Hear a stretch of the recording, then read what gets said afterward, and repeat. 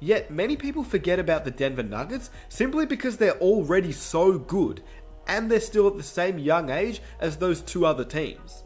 When you look at the New Orleans Pelicans, they have Lonzo Ball and Brandon Ingram at age 22, Zion Williamson and Jackson Hayes at age 19. So obviously they're the young core that many people are ecstatic about simply because they're so exciting to watch with their fast, electric style of play and the number 1 pick in Zion Williamson.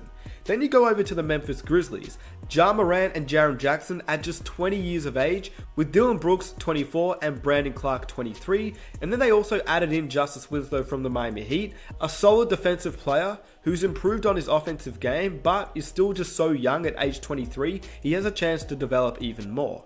And then of course what we're talking about, the Denver Nuggets, with Nikola Jokic 24 years old, and then Bol Bol and Michael Porter Jr. at 20 and 21, and even Jamal Murray at age 22, the same age as Lonzo Ball and Brandon Ingram, who's shown that he's become a very good player already. He just needs time to really improve on his game and become recognizable in the playoffs, because that's where his game will be really built on. What he's able to do in the playoffs, on the biggest stage where it really matters. That's where we will see the true potential of a guy like Jamal Murray to become one of the better point guards in the entire league. Right now, Jamal Murray is a good point guard, a solid point guard for a 22-year-old.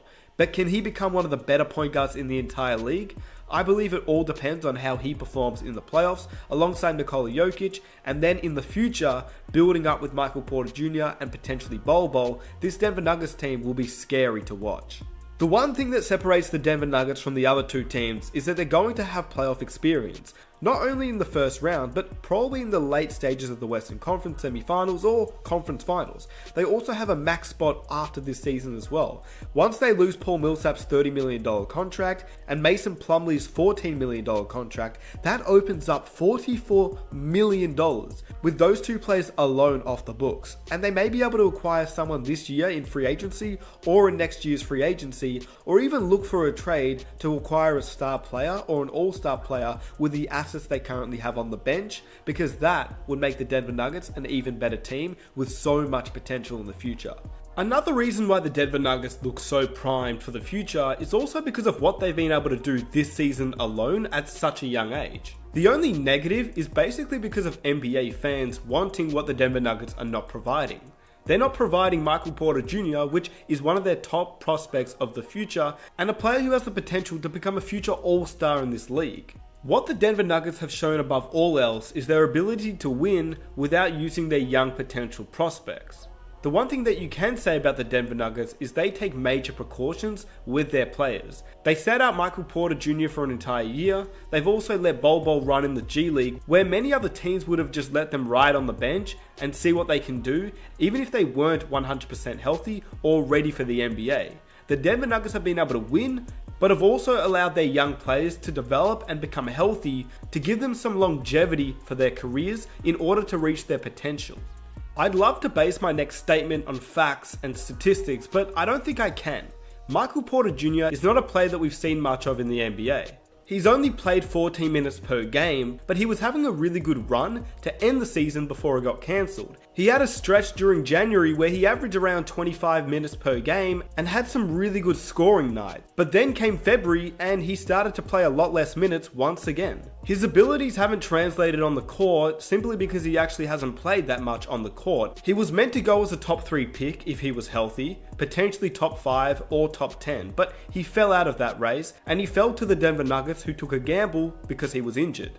But from personal opinion, I still rate Michael Porter Jr. as one of the best players of that draft class, and once he starts to get minutes and starts to actually play in the lineup, I believe he could be a transformative player, as I've mentioned with Luka Doncic, Trae Young, and DeAndre Ayton, who are all in the same draft class. But what's also scary is that the Denver Nuggets don't need him to be that great. They just need him to perform every night because they already have Nikola Jokic, who is that transformative player. They've already got Jamal Murray, who is a potential multiple-time All-Star. So if they add Michael Porter Jr. and he can reach his potential, that will be scary. About 3 years ago, I made a video on him compared to Kevin Durant, and I still believe that he's a similar player in a similar mold to KD. He probably won't be as great of a player as Kevin Durant is because KD is one of the greatest players in NBA history, whether you like it or not. In the same mold that Kevin Durant plays, I believe that Porter Jr. can be a great offensive player that can score from anywhere on the court and can be a very damaging player, but he just needs some momentum, some confidence, and some minutes on the court, which the Denver Nuggets will be scary if they can add Bol Bol with Michael Porter Jr.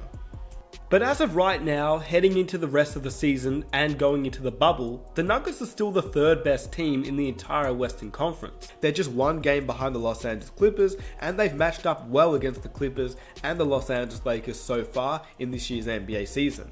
And if you really break down who the Nuggets have lost to, it becomes quite convincing that they are the team to watch this playoff series.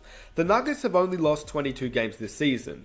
In those 22 games, 17 teams have beaten the Denver Nuggets this season, 7 of those teams are not in the playoff picture, and 10 of those teams are in the playoff picture, with the Denver Nuggets beating all of those teams at least one time. They've lost to the Dallas Mavericks twice, the Lakers twice, the Boston Celtics once, the Brooklyn Nets once, the 76ers once, the Houston Rockets twice, the Memphis Grizzlies once, the Thunder once, and the Clippers once, and the Indiana Pacers once. And surprisingly, they've had the most trouble against some of the teams that are not in the playoffs, such as the Cleveland Cavaliers, who they failed to beat, and the New Orleans Pelicans, who they're 1-2 against. To end off the regular season, they still have to match up against the Dallas Mavericks, the Lakers, the Oklahoma City Thunder, and the Clippers, which will be very exciting as they have the chance to tie up the season series against the Dallas Mavericks, the Los Angeles Lakers, and a chance to win the season series against the Oklahoma City Thunder and the Los Angeles Clippers. But if you eliminate all the teams from the Eastern Conference, then you only have a few teams from the West. Obviously the Pelicans, Kings, and Warriors are not in the playoffs, so that leaves the Mavericks, Lakers, Rockets, Clippers, Thunder, and Memphis to be beaten.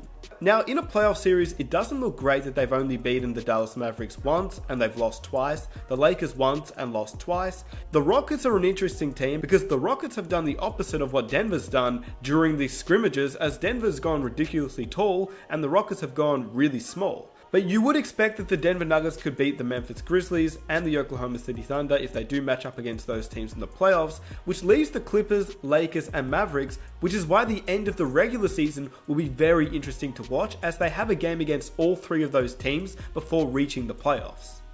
But this video is not necessarily about what the Denver Nuggets will do this season, and more so looking into the future of this team, because that is where the Denver Nuggets really shine. Sure, they have a chance to win the championship this season, although unlikely, there is still a chance, but what's exciting is the future of this team.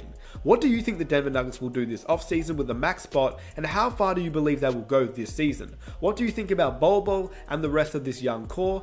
And if you enjoy the video, please leave a like to show your support, subscribe for NBA content every single week, and hit that notification button so you never miss an NBA upload. It's been your boy Nick Smith, I am out, I'll catch you guys in my next video, peace.